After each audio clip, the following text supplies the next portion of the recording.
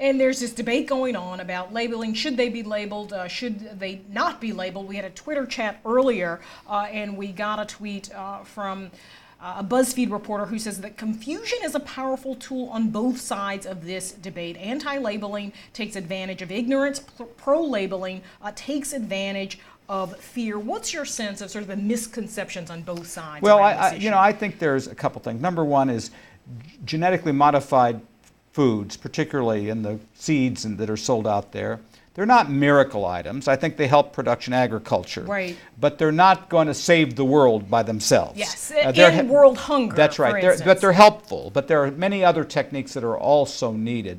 I think that, there's an old expression, for every complicated problem there is a simple and a wrong solution. That was a fellow named John Maynard Keynes said that. That's really true here.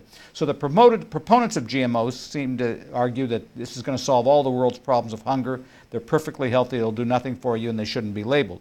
The opponents believe that they're not natural, we shouldn't be doing this kind of stuff, even if they're not harmful, we don't know for sure.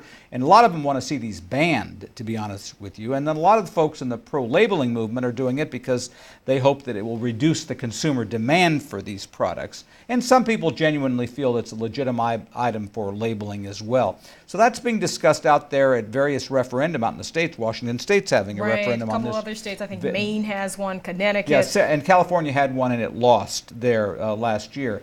My own feeling is that there's no scientific reason to label these crops, but ultimately the consumers have to be the ones to decide whether they want it labeled or not. And we have some labeling that's not mandated by the government if something is grown with good environmental or sustainable practices, whether workers are being properly treated and paid for.